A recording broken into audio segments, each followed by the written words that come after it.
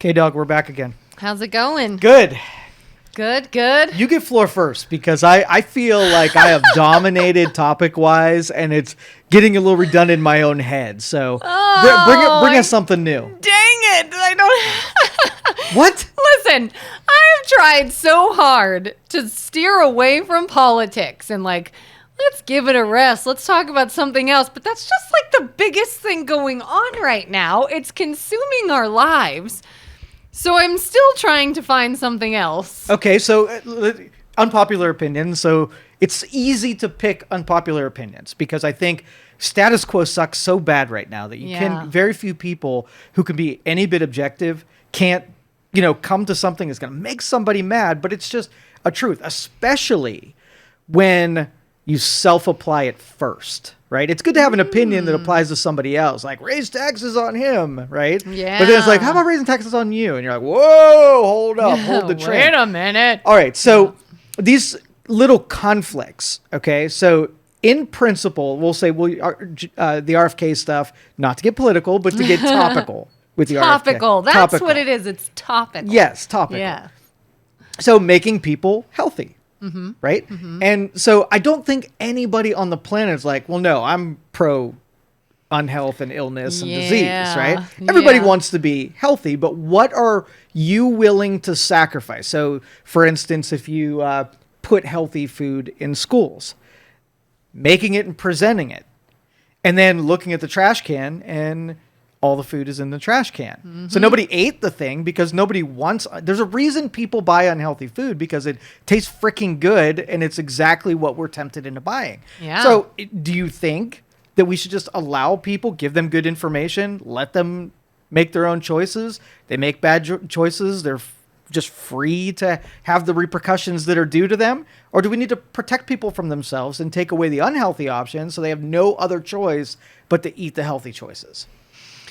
Part of me thinks free country, free to make your own decisions, do what you want. If you're going to eat nothing but crap 24/7, no one can just save you from yourself and make you not eat the crap. Can we give you better options? Can we make it easy to get these options? Sure. Like the school lunches. Yes. If kid doesn't want to eat something, it's going to end up in the trash, regardless of whether you have it there or not. If you make them take it, because I've heard of schools that say you have to at least put it on your tray or else we lose our funding, and it ends up in the trash can. What good is that? But could you offer only the healthy options, and if you don't like it, pack your lunch, bring something else. It's got to be on you to go out of your way to be unhealthy. We are all getting on the healthy train here. All right. Well, what if so for instance, like universal health care, right? Mm-hmm.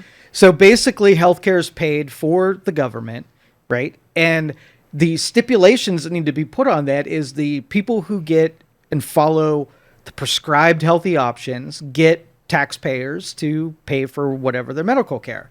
Make bad options and it's on you. You're opted out of a system that has requirements to hit. Now, if we were to spread it evenly and make it so that I had to pay for someone who didn't take care of themselves, would be analogous to you're a smoker and you want a lung transplant, and I'm going to say, fuck you. No, you have to make better choices. The reason your lungs in the position that it is right now is because of your choices.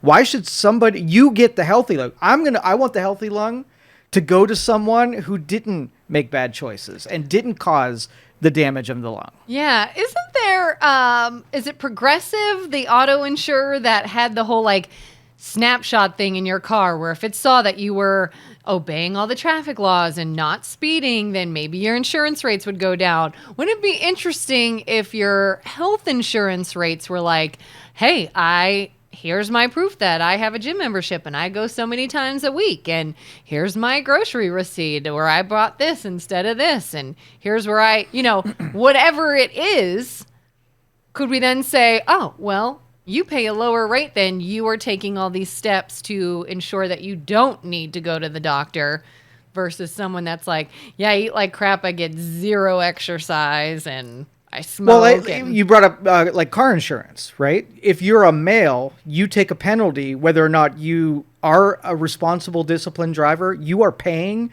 for the mistakes of the dipshit who speeds through an intersection and spins out in someone's yard, right? Yeah. It's an unfairness. So if you did have a way, and that's the thing, like controlling behaviors. Do we live in a free country that allows you to be as destructive as you want? Yes, as long as nobody else has to pay your consequences.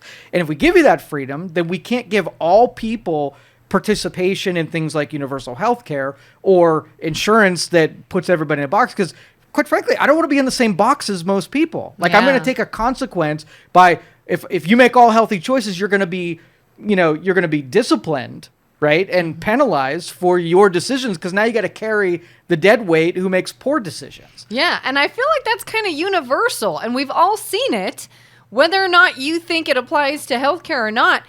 How many times have you been in a situation where people were allowed to slack, so everybody slacked, or people were allowed to not be held to a certain standard, so then everybody lowered their standards? Yep.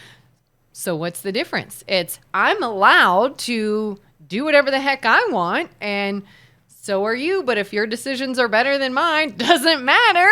You're still going to pay what I do or more. So the guy that eats Twinkies, and he knows that if he eats lots of Twinkies and he gets, his body all jacked up, that he's not going to be admitted to the hospital and get medical care unless he's been saving his pennies up and pays for it himself because nobody else got involved in the decision-making eating the Twinkies. So why should they be put in the decision-making and whether or not he's given? So that is just plain mean.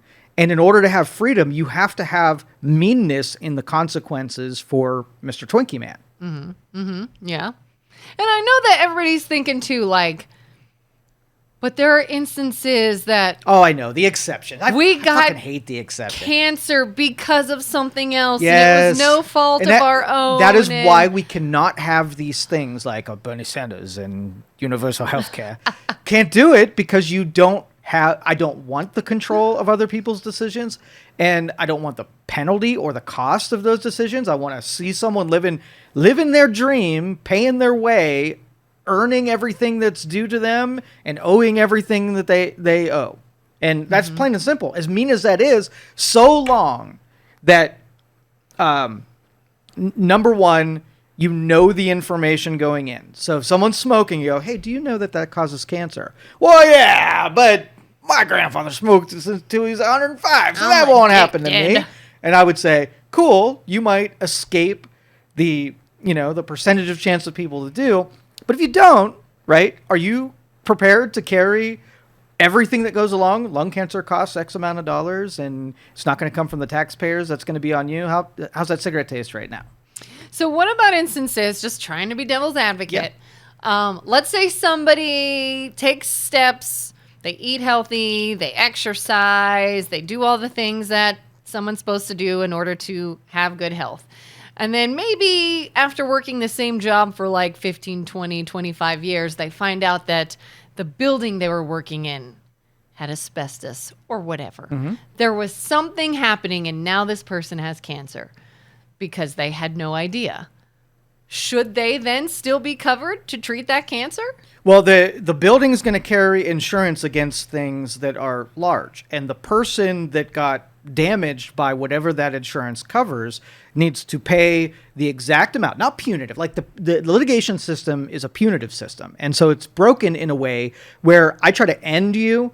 I don't just try to fill in the gap. So did the building or the company try to get somebody sick? Absolutely not. Right? Mm-hmm. But if they can prove enough negligence, they can set you so that not only do you get your things paid for, right? You get this big payday on shit that, whatever. So like if somebody got sick and couldn't work anymore and I robbed them of 10 years worth of their salary, right? So I take 10 years, what they would have made, cut a check for exactly what they were robbed of, and there you go. So that's the way the litigation and that system should work, but it's absolutely not that. When a TV network gets hit with $5 billion worth of punitive damages for a story that they ran, what are they covering? Like what expense did that lie they told or that untruth that they propagated, what are they covering? And that's why I don't believe that And none of our systems are also broken that the logical, waterfalling of that doesn't work because it's just not that. What about, like, you'll see a lot of times in different court cases, they'll even argue, was their quality of life affected? Like, maybe you covered their salary for here's years. my stipulation. Yeah. Are they making, so if somebody is really concerned about their quality of life and they jog and they eat well and whatever, then they were looking out for their quality of life. But if they weren't looking out for their quality of life, but all of a sudden they make a gesture towards, no, quality of life was everything to me. So if, yes, in those percentage of people who really make it a huge, focus of their well-being, then yes, they should be given what was taken in front of them. If there's some schmo that's just regular that doesn't give a shit about their own quality of life, then absolutely not. I mean, like, I've heard of examples of drivers getting into car accidents, and let's say some other big truck company, whatever, was negligent, caused an accident, and that person, the victim in the accident, lost a limb.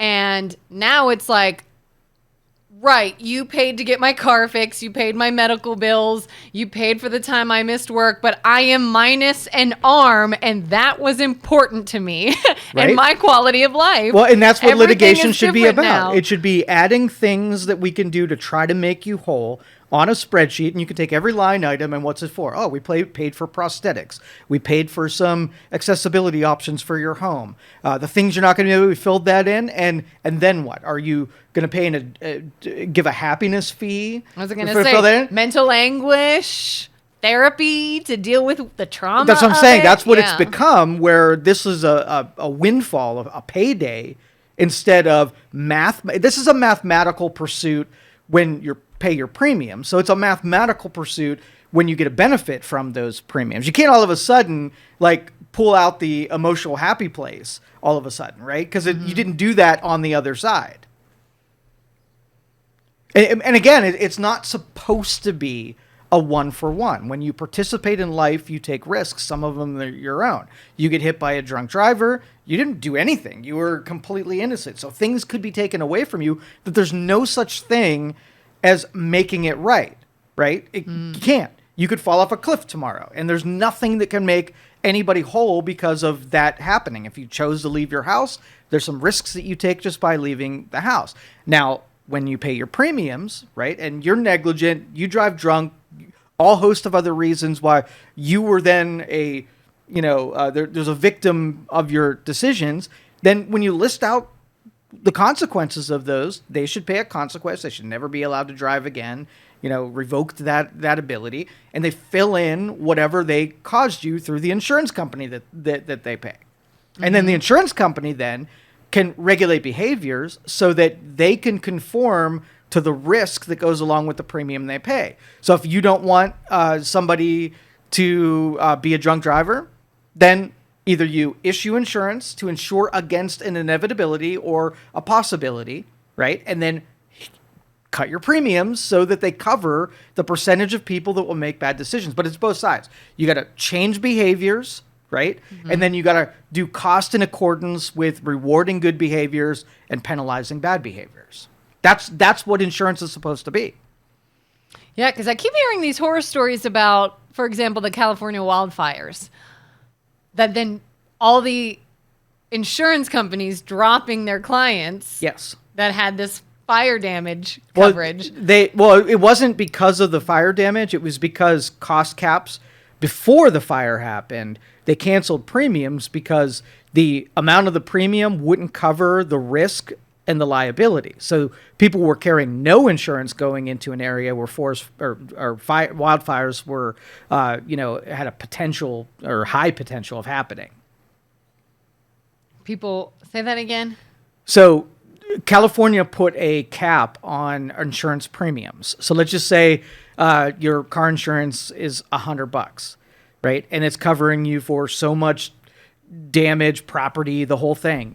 And then California's like, I think people are paying too much. I'm going to cap that at $50. So the insurance company's looking at their actuary tables, finding out what they had to cover and pay, And they're like, well, $50 isn't going to cover that. So either you're going to take less coverage, or can't even offer it because there's not enough money in the premiums to be able to do it. So they chased insurance companies out. And when policies renewed, they couldn't issue a premium that went in line with state mandates. So they end up pulling out and canceling those policies. That's not even so much the insurance company being evil, but the state screwed them over. I mean, it's good that the government puts pressure on making sure insurance companies keep premiums affordable, right? It's bad because they didn't make the observation that they set the premiums lower and removed every provider that could offer those, those benefits. So it's good and bad. And government needs, those pressures to stay honest. But you're right. It was kind of stupid. Now that would you rather have overpriced premium coverage that will cover your house, or no coverage whatsoever where you're going to rely on FEMA? Yeah. Bad decisions. Yeah. But I'm with you. Like when I read those news articles, I'm like, how does an insurance company have a signed premium, see that a fire's happening, and like, nope, no, you're canceled. Yeah. It didn't go down like that. Yeah. As far as I read, maybe there are some, but if you had a legitimate, I could see this though. I could see this, that if there was a contractual stipulation that said your premium could be revoked if you're behind on payments or whatever, that they would absolutely execute those ones to get out of somebody who wasn't paying their premium. But that's not so much the insurance company's fault. That's the person who didn't make their premium payment. Okay. I could see that. Possible. That's possible.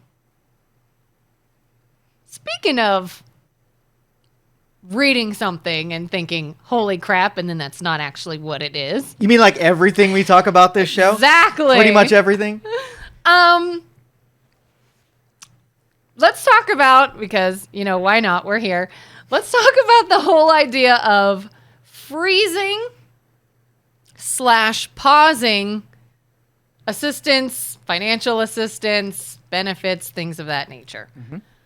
I recently saw an article couple of times. Similar article, different sources about the same thing.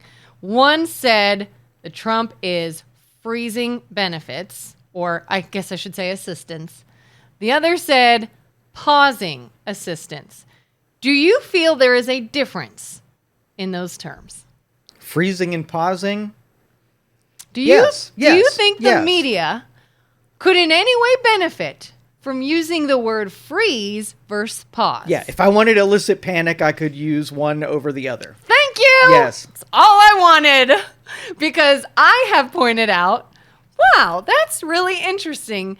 I see two different sources with the exact same headline, except one person says freeze and one person says pause.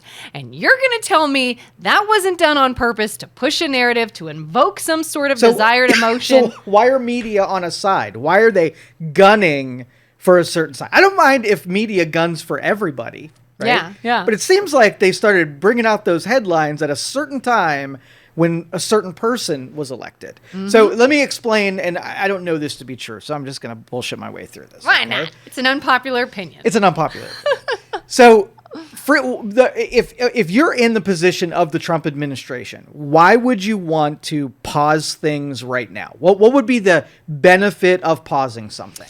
I guess I could see if they're sort of wanting to take like inventory. If they're like, hold on, we have to see what's actually happening here. Where are things going? Let's take a time out so we can actually get some numbers before we move forward and we continue with something that may be a bad idea.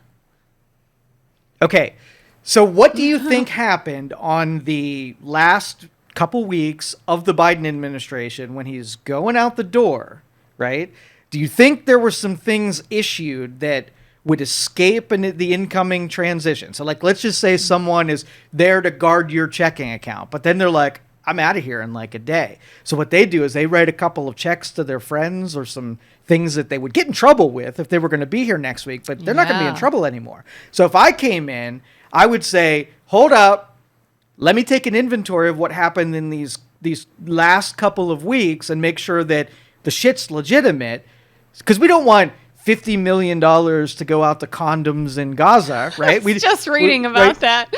Yeah. We don't want one of those accidental ones to like the check gets mailed and now, oops, it's too late. Let's pause those. Let me sort through those little shitty ones at the very end and make sure. And if there's no shitty ones, then they all go out. Whoa. We're getting that back. So that makes complete sense to be able to pause it. Now, doing it, everything when it comes to change, especially with government, when you make an adjustment, there's always going to be the sob story. Somebody got hurt by it, right? Because that's really the rationale for keeping the status quo, where you basically weave things so that you can't safely or easily remove them. So when I put spending in with my friend, right, I'm not going to make it easy for someone to say, whoop, right? I'm going to say, let me weave this into the kicking puppies law so that if you want to undo that, then the puppies are definitely going to get kicked. And I'm going to tempt you. And you sound like a monster. Exactly. I'm going to tempt you in getting rid of my little payment to John Boy,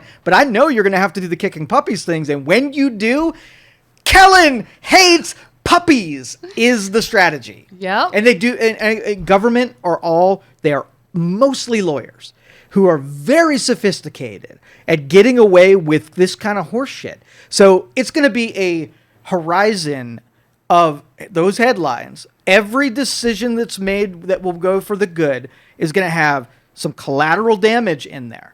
Now, if you're the collateral damage, right, which was by design, you are going to basically be drafted into the argument because I'm going to agree with you. Everybody's going to agree with you. So what I wish would happen, and this would be good, is the story that I just told.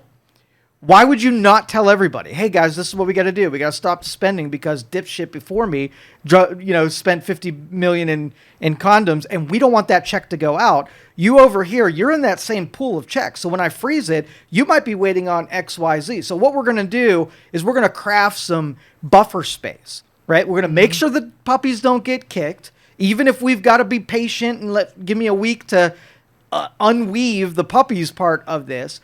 But we're going to try to protect you as best you can. But you got to know the person that weaved it is the one that wanted this to happen, not the person that wanted to, fix this problem and unweave it and, add a solution in there. Yeah. And I think it was you who said one time, the media needs, this was during the election before we had voted, the media needs Donald Trump to win, or else what the hell are they going to write about? Done. And somebody might say, well, that's because he's such a jerk and he's going to do all these horrible things and trying to gain power. So that's why we'll have so much to talk about. Or is it not true? Bad news sells. Negative headlines get more attention than positive ones. Yep. I literally sat in a seminar one time years ago while a social media person was teaching about how to get your content on social media noticed and engagement. And it was said flat out, you've got to make it negative. Not, here are 7 things to do every day for health and wellness. No. 7 deadly things to avoid so you don't die. This one got more attention than this one.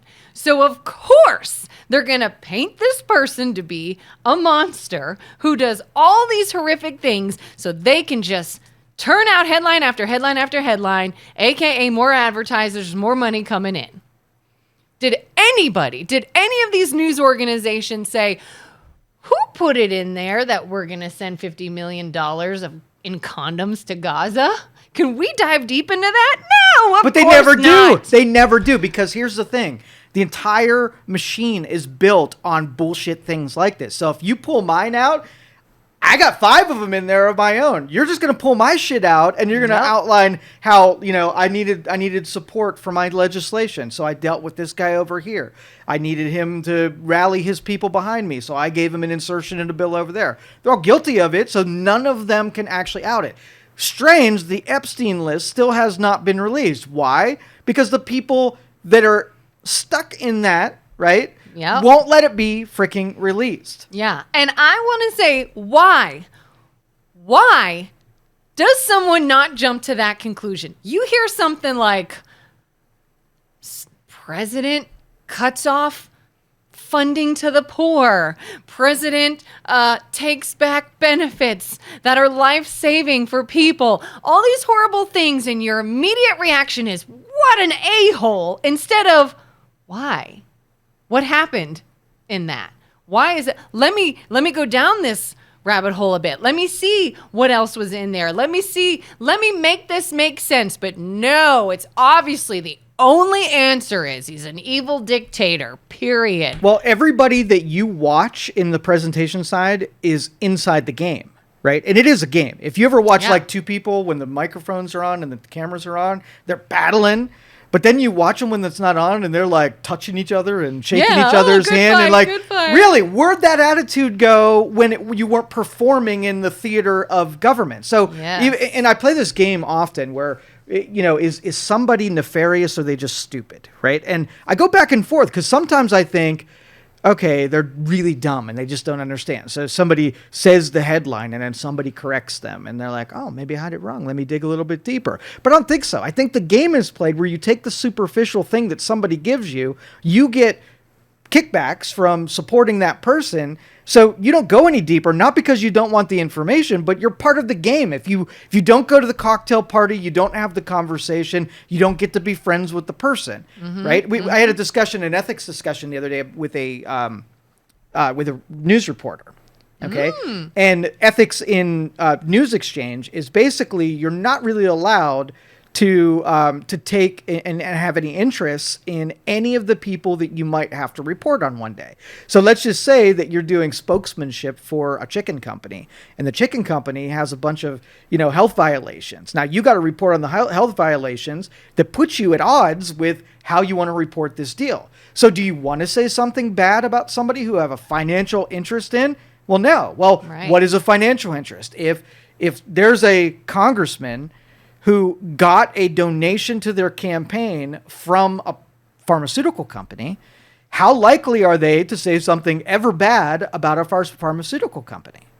And the conclusion is, and I fought for this when it was happening, a company, if a government can target a company, then a company can lobby and put money for somebody to go and lay down cover fire for you.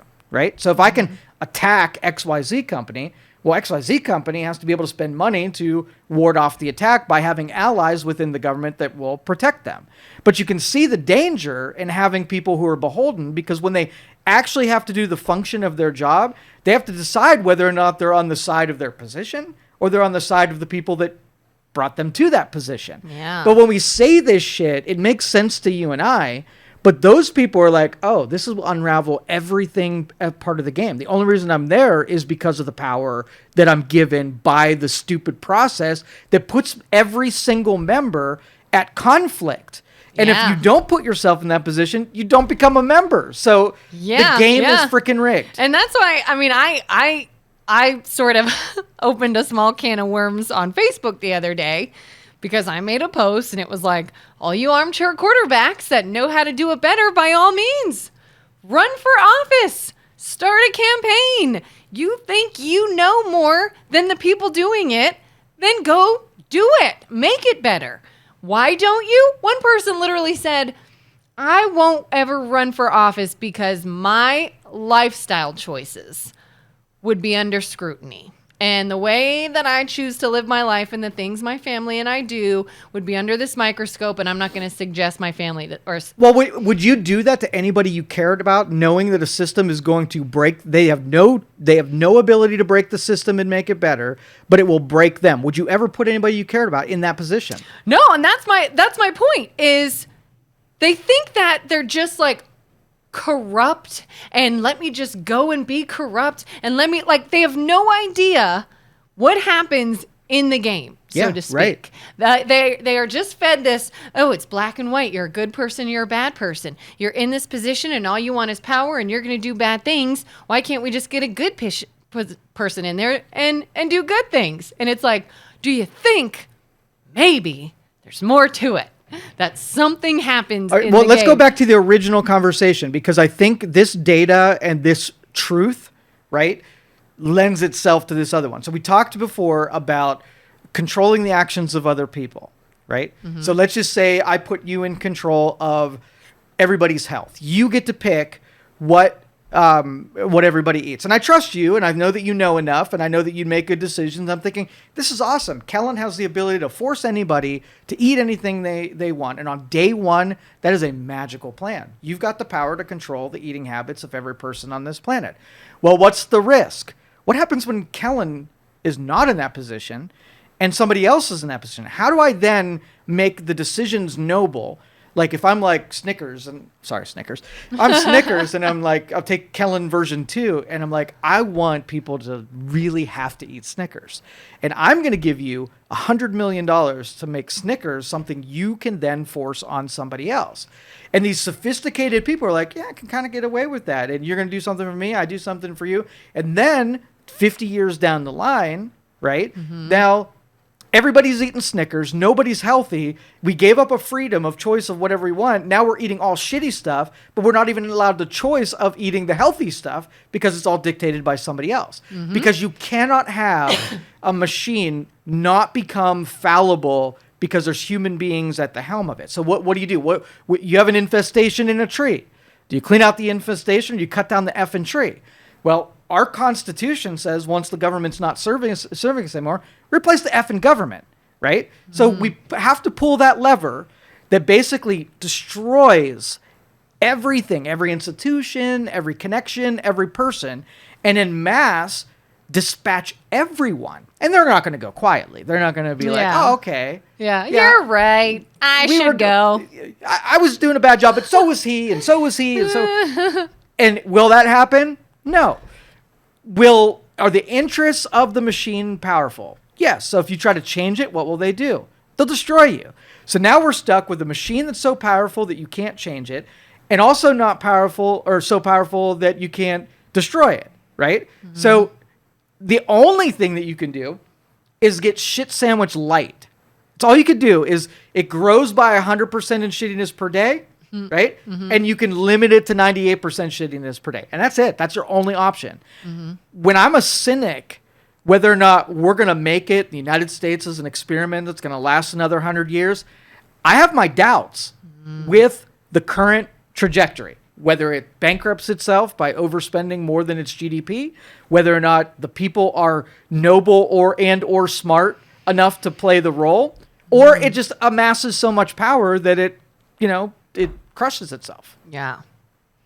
Here's a still on talk topic, about bad news. Shit. I know. And no, here was our predicates.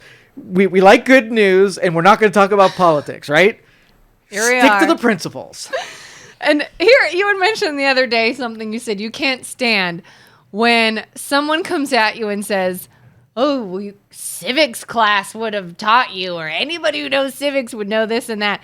My automatic disqualifier that drives me nuts is when someone says, you have to do your research. You have to actually look into it. And I want to say, do you though? Do you? Because to me, and this is just my opinion, doing research and looking into an issue involves both sides of the issue, not endless sources for one side. It's important that you pointed that out. It's important because they're talking about this right now with vaccines. Yeah. Okay. Yeah. But that was my thing is, for example, I got on a tangent the other day. Somebody on Facebook was driving my husband insane because they were talking about Trump sending back these Colombians to the country of Colombia and the fighting that ensued over that. And everybody's saying, oh my gosh, we're sending back these innocent people and they're not criminals and they're doing this and they're going to piss off the president in Colombia and they're going to yada, yada, yada, all these different opinions. And my husband's like, have any of you actually gone there and talked to anyone and dealt with this? 'Cause I have. He was there for 6 months. He's like, do you know what we had to do with this person? Do you know what was said behind closed doors? Do you have an iota of an understanding of what they are truly doing? Oh, that's right. You watch the news and now you're an expert and you think you know something. And so my point is always, when you do your research and you look into something, do you ever consider talking to someone that was actually involved, or do you just keep checking all the sources that want to tell you what you choose to believe? Go ahead. And I'm going to call you naive, but it's not an insult. Okay. It's not an insult. Okay. Because it's kind of cute. Because here's the thing. You want to believe in people to a point where they really want truth, right? Where they really either most people just want there to be confirmed in what they feel so they don't feel like they're a moron, an idiot. Or that they got duped. Right. Yeah. That is a majority of people, right? Mm-hmm. And so for you to think that there are brains, logical, unbiased, truth-revealing brains in there, like those people don't exist, dude. For sure, that is the minority. Yes. Of someone that is like, let me look into this. It angers you that you think that somebody is not going to. Okay, let me give you an example. We'll use the vaccine thing because I brought it up, and I'm sure somebody's going to comment on this. Okay, so by unbiased people that are objective, when I throw something out there, you know what we ask? We're curious to see, is it true or not true? Mm-hmm. We're cool with either side. We just want to know the truth, whether or not it's true. A defender of something is going to look for an out that says they're right, and even when they're wrong, they're right. So I'm going to take this dude over here, and I'm going to give him an award, like a certification that he's going to hold up in front of him, and I'm going to say he is an expert at agreeing with me. And I'm going to pay him $100,000 to agree with me. And when you're like, Joe, you're wrong about something, and you're like, where's your source? And you're going to say, well, I'm doing it on the internet. I'm going to point to my guy who I paid, and he's going to be like, no, Kellen, I certify. Look, I got a white coat on and a piece of paper in front of me. Joe's right on this one, right? And you are supposed to be beholden to the guy that I paid that has my back, and his only job is to agree with me, right? Mm-hmm. Just like when I go to court and I bring expert witnesses in on something. Do you know what's funny about expert witnesses? Both sides have them, and they both can't be right. Yeah. So I'm gonna get a speeding ticket, right? Yeah. And then I'm gonna get an expert witness that says radar guns and laser guns, calibration issues, and they've got all kind of flaws in it, and it absolutely can't give you an accurate data. Joe is innocent. But the other guy, the prosecutor, is going to bring in an expert that says, no, freaking these guns are amazing, and they don't ever give you false positives. And they're going to battle it out. How can you have experts in every single department that say different things, but yet when I have an argument, I could point to a group of them that agree with me, and somehow that's supposed to be supportive of my argument because the trust authority isn't there for all of those groups. You would have to also agree with my white coat, right? I'm going to say, hey, you want to make sure that my guy who's paid to agree with me is telling the truth. You go spend a month with him, look at his way of doing things, look at his education and his intellect and what he's done. And then if he can win you over as a trust authority, then we're good. But we have taken certain segments, and especially, this is my biggest thing with the medical community, is the people who do research, they don't make a lot of money. Okay, so the people that we are given the the task at solving really big medical problems, they have to go to great lengths to be able to put enough money on in their bank account to put food on their table, right? I had a friend that was a cancer researcher in Utah, and when he was making his way up, he was working on big projects. He was like, I'm making like $40,000 a year, and I have to keep publishing papers to get recognition to play the game so that I make some money. So if I come along to a researcher and say, hey, dude, $100,000 to you, I will fund your research, but I don't want you to do all research. I want you to do this really slim segment of research, and I need your results, and I really need them to be here. So let's see if we can prove it. If we can't prove it, I'm going to pull funding. We're not going to do that research anymore. We're just going to keep doing research till the research, the corrupt research, is supportive, so I can put my white coat over here, and then you can say, dude, we got 8 people that agree this thing's true. And then you are overwhelmed by how many people said it's true. And you're like, well, if 80 people came to that conclusion, then they must be right. And then you don't have the time to go through all 80 of my people and really pick through the methodology of my research. So I just set the stage there that I can buy any information that I want. If I want something to be true and I can make these jumps, do I know that research is all defunct and corrupt? No, absolutely not. Is it really likely that research is funded based on what I want the findings to be because it supports the people who have that side of the argument, and it also benefits certain industries like pharmaceuticals and whatnot? That makes pretty good sense. And if I was a watchdog, I would make sure that's not happening. But the watchdogs are sitting back thinking, oh, no, that's just a machine. You can't change that. You just ruin the entire machine if you start pulling those threads apart. Yeah, yeah. And all the while, the keyboard warriors are fighting each other. Yeah, and they're taking those people and using them as their evidence while you who did research, you're just asking questions. You are swayable, right? Because you're objective. And that's a huge detriment to your argument is you're willing to hear information that you don't know that you had. Yeah, and the thing is, that's often too where someone will lose me if they are trying to convince or convey a point or an argument. The anger that comes with it and being accusatory. And it's like to even ask for another point of view or another source or maybe to have someone look at something a different way. If someone is angry because you are even considering another side, bad source. All right. In a free country, are you free to have an opinion that's wrong? You would think. Are you free to have data that's incorrect? Yep. Yeah. So it's just like an unhealth and culture that you're eating cheeseburgers. If you have the freedom, then you're going to have people that will go to the end of the world to defend and justify their cheeseburger, even if it's unhealthy for the rest of us. Mm-hmm. I don't take it upon myself to go into a restaurant, the guy's munging down on a cheeseburger, and try to change his ways, right? Because you affect one person and you probably start a fight. So the same thing goes there, and that's why I called you naive, and I almost regret it now because that was kind of a mean. But it's one of the nicer things you've called me. But in that case, like, you want to argue with the cheeseburger guy, and technically, I'm with you. You are preaching the correct thing, but I'm looking at it saying, not going to change it. He's going to, as soon as you leave, they're going to eat that cheeseburger. Oh, yeah. They have the freedom to make any decision they want, even if it's one that I don't agree with, and even if it's freaking wrong. Yeah.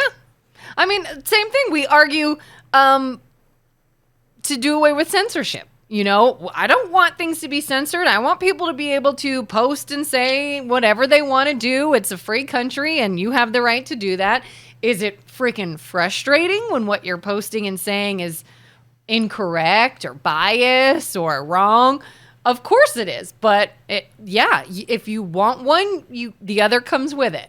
And that's why I feel like everyone should sort of keep that open mind and be willing to question and be willing to look at both sides, because there's also little bits of truth on both sides. You know, sometimes a lie is easily believed because there was just enough truth in there to make it plausible.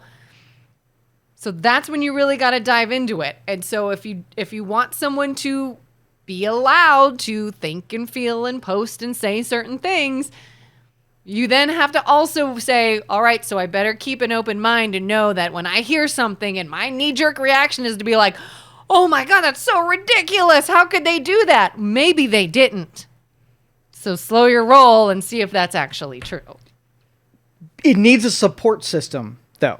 And this again, this is, we're talking about the unachievable goals, but mathematically, I'm telling you exactly what needs to happen. So I'm going to tell you the mean but only way, and the nice and tolerant way, but causes all of the problems. If you spare someone their feelings by masking an untruth, then you've perpetuated what that truth would have done for the benefit of that person.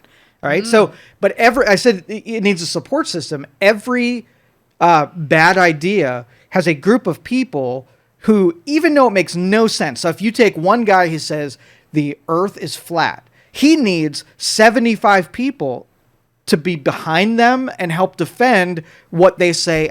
I mean, in our culture, there are Nazis, right? There are people who have bad ideas and a bunch of people below them that support them. We have the Man-Boy Love Association. You familiar with that? Man-boy love? Yeah. These are people who defend relationships between men, grown adults, and children. There's an associate. Okay, I've heard of people like that, yeah. So it needs the person that... Okay, so let's use the man-boy love. A guy says, hey, I'm attracted to young kids, right? Mm-hmm. So what culture needs to do for that person, which we understand it in this example, is it's taboo. You're a terrible person. I'm going to take you. I'm going to light you on fire. And I'm going to tell everybody that that was a bad choice and you made a big mistake and we're not going to tolerate those kind of mistakes. Now, I don't suggest you go into a McDonald's, pick a overweight guy that's eating a cheeseburger and burn them to death because that's bad policy. Yeah. But it needs to have an intolerance. Like we pushed all this DEI intolerance thing so that we took bad behaviors and we kind of like made them mainstream and gave them universal support. So when you had a bad idea, instead of it taking all of the fire that the freedom of speech and the freedom of expression would have and quell the idea by having, criticism of that idea, we're like, that's good. If I tell you and it makes you feel bad, then I'm not going to tell you. But if I'm going to share, if I'm in support, well, you get one slide. You get everybody telling them that their decisions are great and you're beautiful and you're so smart. And I'm sitting back saying, well, they're all that beautiful and they're not very smart. And I'd probably make different decisions. But if you question it or you do that, you're offensive. I am the bad person. Yes. But it's my criticism, even when I'm wrong. Right? Because it was mean and it was intolerant and it makes you feel bad. Now all the information that you would need to question your decisions is eliminated. Right? And everybody else is giving you permission. And then when we arrive at the end result, you ate the cheeseburgers and everybody told you it was acceptable and it was fine. Now you're unhealthy and you're sick and you're like, why'd this happen to me? Right? Mm-hmm. Who are they blaming when they say why this happened to me? All the tolerant people who made them feel good about it when they were making the mistakes to save them from a disease-filled life later on. So that's the end result of this. The way that we behave, we're trying to save the kid when they're young, right? By giving them everything they want. And when they turn around and they're an asshole later in life, we're looking around like, oh, that was me? No, it wasn't me. I tried to make them happy and feel good and have everything they want. Take care of them and... But every other parent out there be like, yeah, don't do that. There's me. No, stay out of my business, right? Yeah. How dare you criticize? Yeah, it's my business. It's my life. Yeah, but you know what? You're going to make it everybody else's business when your little wretched criminal goes around stealing my flat screen TV. So I'm going to get at you early when you start spouting off things that aren't true. And hopefully you change your ways. I can't control your ways, but at least I'm going to criticize the shit out of you when you're making big mistakes. Yep. Holy horseshit. What's an uplifting topic? What's like a positive? I guess it wouldn't be unpopular if it was just all around. But good. we can make positive and unpopular. We're good at conversions.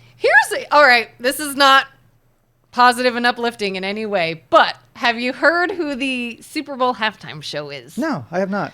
Kendrick Lamar. Okay. And I hear he will also have SZA. Do you know who these people are? My unpopular opinion is you don't know them because they're boring. And I am not excited for this halftime show. Kendrick Lamar, SZA. Kendrick Lamar, I guess, is what'd you say, like rap or hip hop, I guess, kind of pop star. SZA's sort of a pop R&B star. I know maybe 2 songs. Am I just getting too old?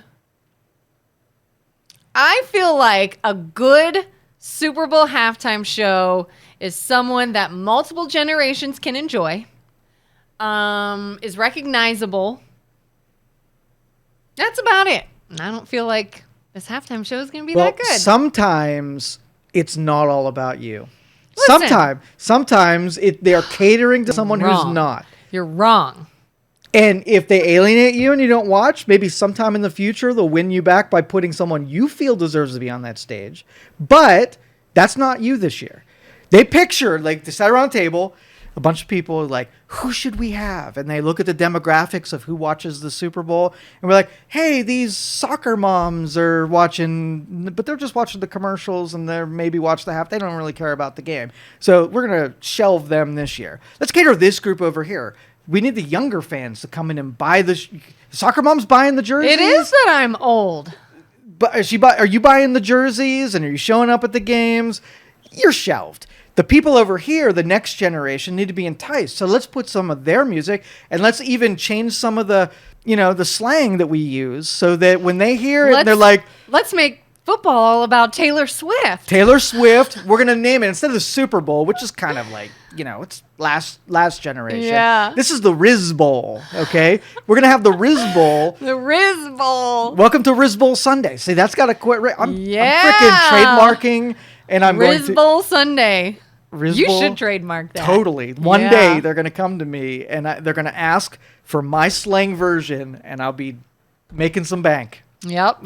I mean, yeah, I get it. I loved the year that it was Eminem and Dr. Dre and Snoop Dogg. But picture there was a person Yeah, the that younger year, generation that was year like, was like, what? This ain't for me. Yeah. Right? Oh, there was a ton of people that are like, what? Why do we have this? But okay, music? let me bring and this. I was like, let me bring this up. Yeah. You know your news, making headlines, negativity, people pay attention to things. They do not want to run a Super Bowl that isn't a confrontation in itself. Mm-hmm. If they can do the Janet Jackson nipple every year because we talked about it for freaking ever. So, and I don't care if it's uber good or uber bad. I think entertainers are boring bullshit.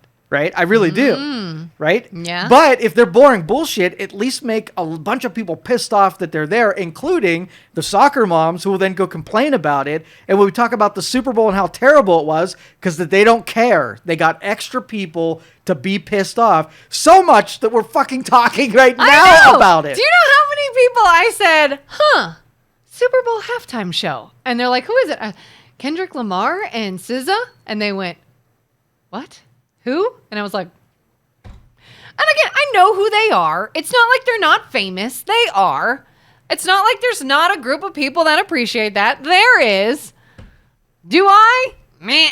Sounds boring. All right, let's do the focus group. I'm going to name some people, and they don't have to be musicians. Okay, so if I bring up a theater person or an actor, they're going to perform on stage, an opera singer, whatever. I'm going to pick somebody, and I want you to give your first gut reaction to having them as the centerpiece of the Super Bowl. Okay? Okay. And what we're going to do is we're going to pick who the perfect one for the good and the perfect one for the bad, because we can up it in either direction. Okay?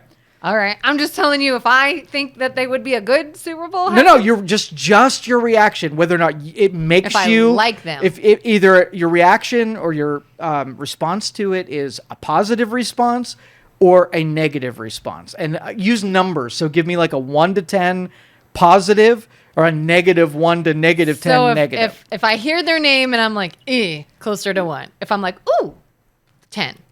But give me the numbers in between, and I'll give you maybe Okay. 10 of these, and we'll pick the perfect good and the perfect bad. Okay. All right, you ready? Yep.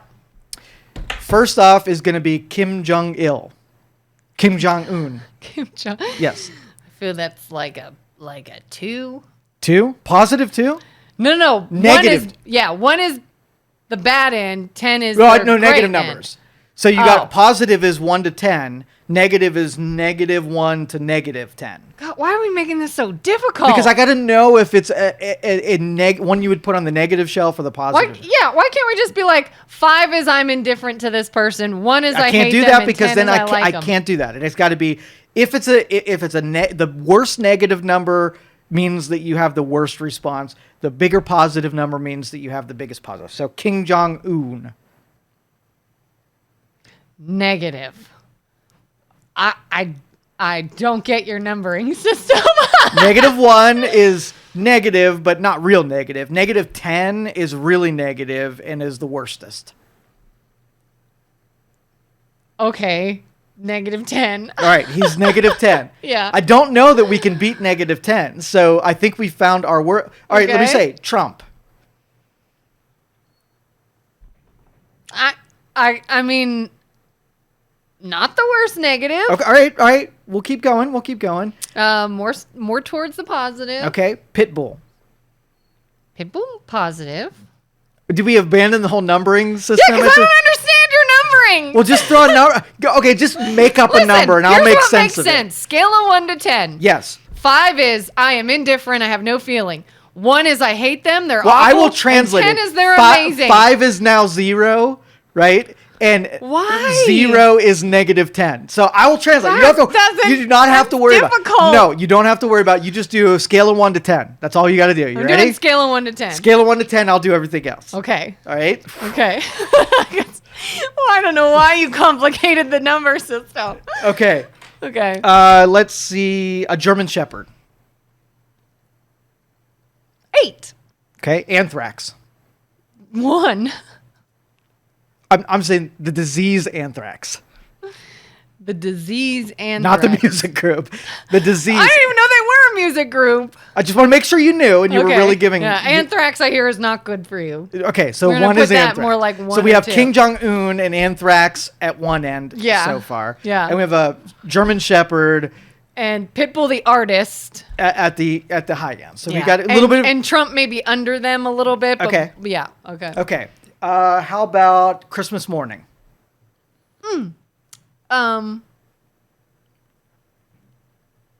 9. Okay. Bruce Willis. 8. Okay. The Teletubbies. 3. Okay. Pizza. Pizza that I want to eat. 8. 8. Yeah. The Kansas City Chiefs. 5. 5. Yeah. I have no emotion tied to them. Yeah. Okay. Ted Bundy. I feel like that's got to be a 1. You're definitely at a 1 with a serial killer. Okay. Yeah. So far we got despots, diseases, murderers at one end. Yeah. And dogs, bald-headed performers, pizza, and pizza at the other end of the spectrum. Yeah. Right? Yeah.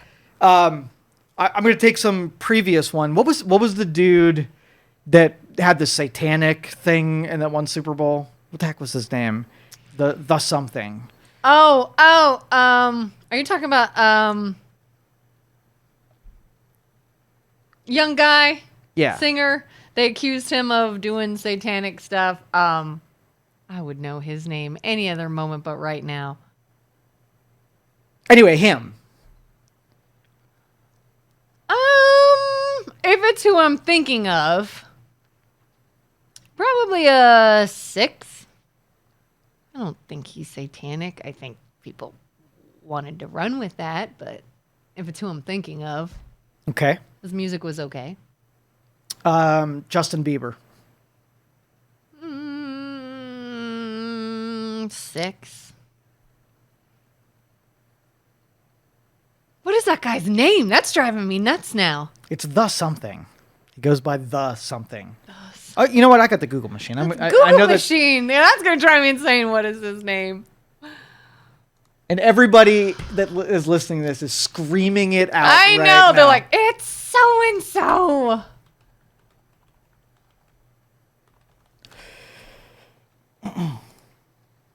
Who was the guy? It was like young African-American singer, right? Sort of hip-hop artist. Alicia Keys, H.E.O. Are you sure he was a Super Bowl performer?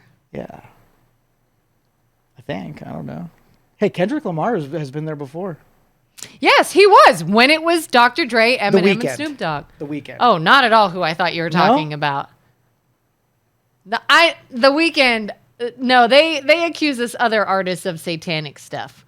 The Weeknd was a performer, yeah. He had all the red backdrop and some symbolism and whatever. He had like his face was bandaged and bruised and stuff. The Weeknd I don't mind. The Weeknd 6 or 7.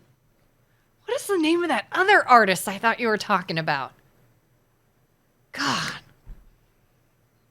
You'll think of it later. You can Yeah, just... yeah. All right. Well, we went through our list, and naming these names put everybody that's listening to this, and something peaked in their head. And I bet you not everybody arrived at the same numbers, except for the diseases and the despots and whatever. But some people would have like said Bieber. But what you'll not see is them plucking something that either has universal celebration, because you could absolutely pick somebody who appeals to the widest audiences altogether, right? Mm-hmm. You could do that. I mean, I think the Aerosmith years where they coupled Aerosmith and somebody else together, and they hit 2 genres at one time. I like that. And I like on the that. other side, you can then pick somebody who's just going to make everybody crazy and mad, and they don't do that. They stick right in the middle, boring, but it has to raise the blood pressure of somebody in order for them to pick them.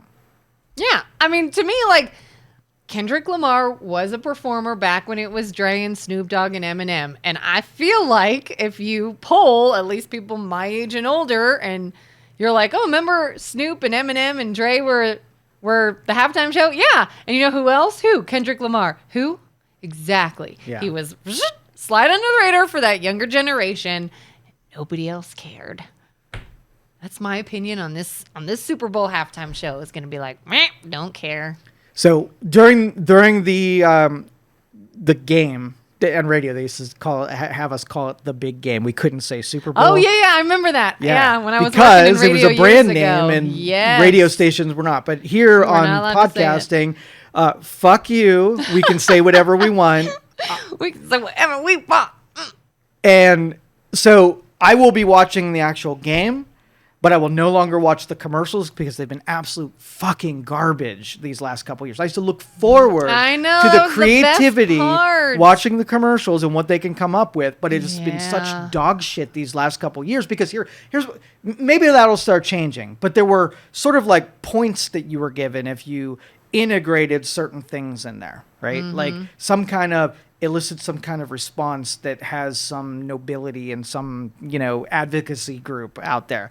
And so it like turned everybody's stomach, and everybody was like, and I think once Bitcoin and crypto things and internet companies started buying up all the ads, I think all the traditional advertisers, they just wasn't effective anymore because it was just a paid for thing. Yeah. But when like Apple came out, they, were headlines. When the Budweiser chameleons and the beer companies used to really put some effort into it. Now they want to pull on heartstrings and they want to lecture you and whatever. And it's just all dog shit when they start doing that. So I'll be watching the game. I won't give 2 shits about the halftime show. I'll be eating my pizza with King Jong-un and And Trump. and I won't be watching any of the commercials. I will watch the top 10 list to see what I missed, but it'll be available for download after. I'll be able to watch all the ones that I missed.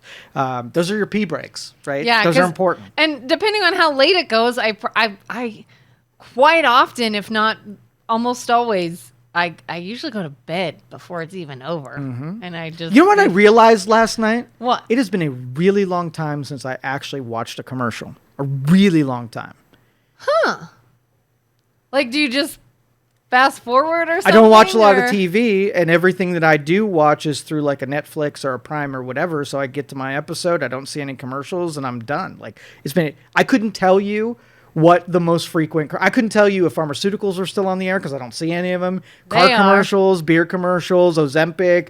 I mean, I assume they're still there, but I don't fucking see any of them. So think the whole generation that the only commercial exposure they'll get to is on the Super Bowl, and they're producing dog shit commercials for the Super Bowl. Well, I watch shows on TV, and I have found that much like a lot of people in this country and in the world, I'm addicted to my cell phone, and the moment a commercial starts, I grab the phone.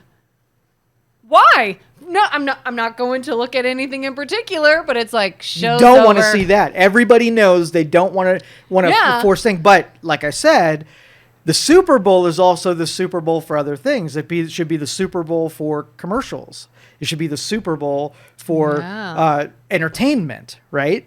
And it's almost like everything. It's no longer Super Bowl. It's just the All Right Bowl or Could Be Better Bowl, right? Yeah. The mediocre bowl.